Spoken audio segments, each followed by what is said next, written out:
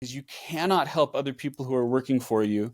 You cannot get control of your life and your business until you personally have control of yourself and how you're devoting your time. Right. And it all starts from the top. Like Yes. They follow your example. If you're stressed at the top, then your employees are stressed. And when I stopped working as much because things were more under control and things were planned and we had systems, enjoyment for their job went up. Crap goes downhill, but so does the good stuff. Right.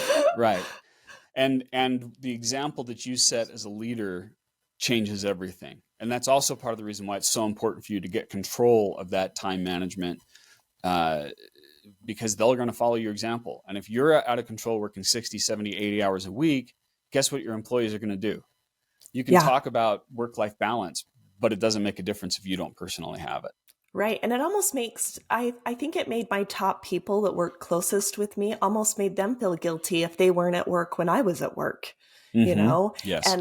And that's not a healthy thing for any employee, to guilt them into working more because the boss is working so much. No. Right. Okay, so let's make another connection between the past and where we are now in this journey of you building your business. You started out as someone who liked to organize things and be an organized piano teacher, and you enjoyed that sort of thing. Talk to me about what you did in your business to start taking control and organize things. What were some of the steps that you took to do that? I think step number one was just get it on paper, get it out of my head.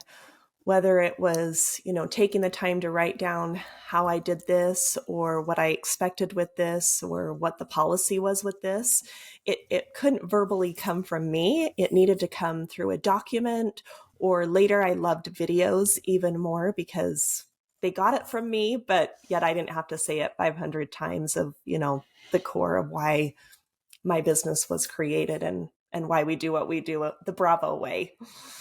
Right. Yeah, that's a great phrase right there, the Bravo way, which is, and you can use in your own business whatever phrase you want to use, but basically this is what we do. This is how it's done.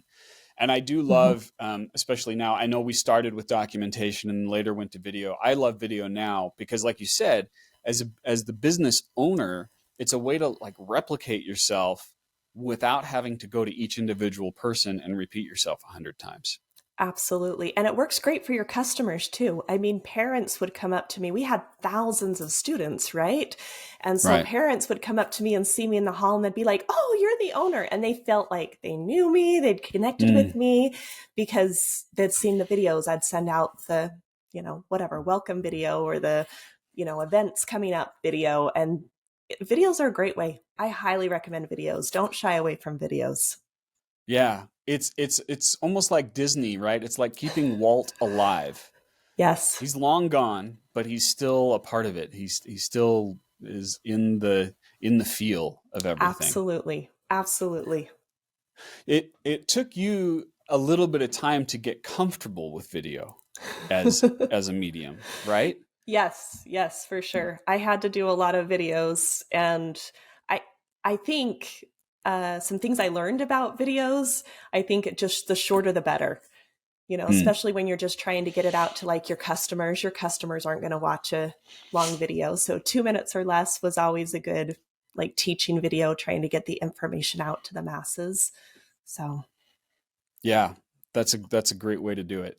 Another thing that you did to take control of your business was actually bring people on in important leadership roles, right? So not only were you delegating the individual day-to-day processes to daycare teachers and music teachers, but you also hired leaders, right? Right. Talk to me about how you did that and what the process was to determine who would make a great leader for Bravo.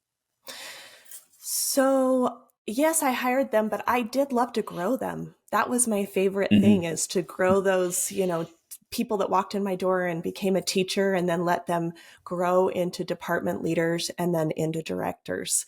And so I think some of the things that I did for that is training courses. Like there were different levels and different training courses that they could choose to participate in, and they would get different rewards here and there. But those were definitely the people that were showing they wanted to keep learning. So those are the people that I'd give opportunities for growth and management. If you liked this video and want to listen to the full episode, go to your favorite podcast app and subscribe to the Dave Crenshaw Success Project. You can also find all the full episodes at SuccessProject.Show.